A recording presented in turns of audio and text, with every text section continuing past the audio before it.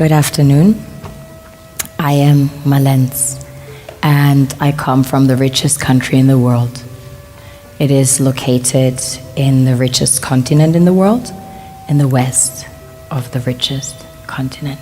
My country is called Sierra Leone. On the surface, we are blessed with infinite beauty and abundance of flora and fauna, producing the most exquisite harvest of coffee, cocoa, fruits, vegetables, and caoutchouc. You name it, we've got it. We also have diverse wildlife and vast marine resources, and waterfalls and rivers that run into the most beautiful beaches. The land is golden, literally, a true paradise, which of course is inhabited by the most beautiful souls.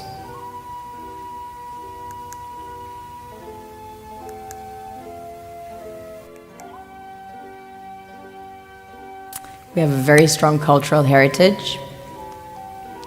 In fact, Sierra Leone had the first sub-Saharan university. Prior to that, there was one in the kingdom of Timbuktu, which was the first university in the world, succeeding the great Gnostic schools of Egypt and Osiris. On a deeper level, we are blessed with the real treasures the kings and queens of this world desire.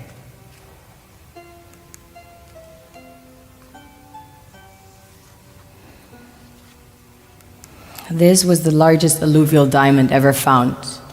It weighs almost 1,000 carats, 969 to be precise.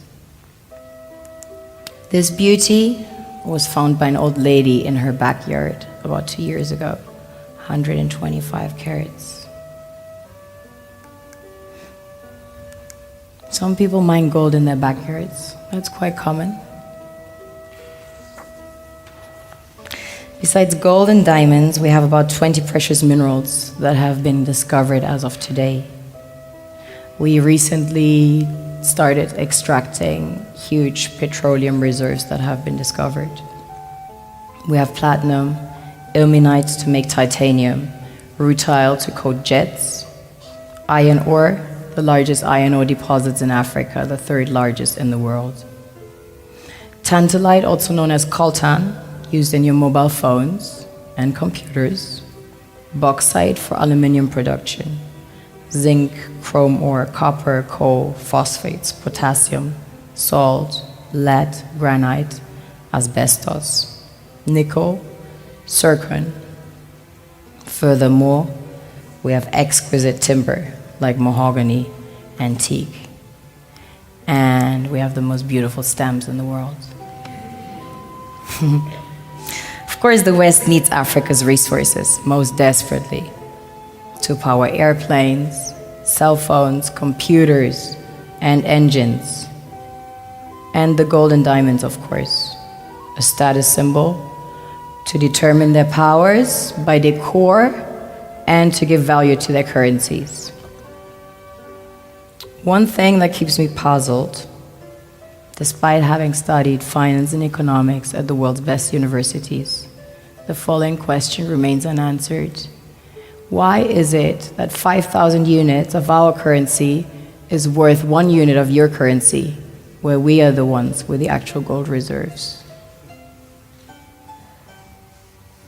It's quite evident that the aid is in fact not coming from the West to Africa, but from Africa to the Western world. The Western world depends on Africa in every possible way, since alternative resources are scarce out here. So how does the West ensure that the free aid keeps coming? By systematically destabilizing the wealthiest African nations and their systems, and all that backed by huge PR campaigns, leaving the entire world under the impression that Africa is poor and dying and merely surviving on the mercy of the West. Well done, Oxfam, UNICEF, Red Cross, Life Aid, and all the other organizations that continuously run multi-million-dollar advertisement campaigns depicting charity porn to sustain that image of Africa globally. Ad campaigns paid for by innocent people under the impression to help with their donations. While one hand gives under the flashing lights of cameras, the other takes in the shadows. We all know the dollar is worthless, while the euro is merely charged with German intellect and technology, and maybe some Italian pasta. How can one expect donations from nations that have so little? It is super sweet of you to come with your colored paper in exchange for our gold and diamonds. But instead, you should come empty-handed, filled with integrity and honor. We want to share with you our wealth and invite you to share with us. The perception is that a healthy and striving Africa would not disperse its resources as freely and cheaply, which is logical. Of course, it would instead sell its resources at world market prices, which in turn would destabilize and weaken Western economies, established on the post-colonial free meal system. Last year, the IMF reports that 6 out of 10 of the world's fastest growing economies are in Africa, measured by their GDP growth. The French Treasury, for example, is receiving about $500 billion year in, year out, in foreign exchange reserves from African countries based on colonial debt they forced them to pay. Former French President Jacques Chirac stated in an interview recently that we have to be honest and acknowledge that a big part of the money in our banks comes precisely from the exploitation of the African continent. In 2008, he stated that without Africa, France will slide down in the rank of a third world power. This is what happens in the human world, the world we have created. Have you ever wondered how things work in nature? One would assume that in evolution the fittest survives.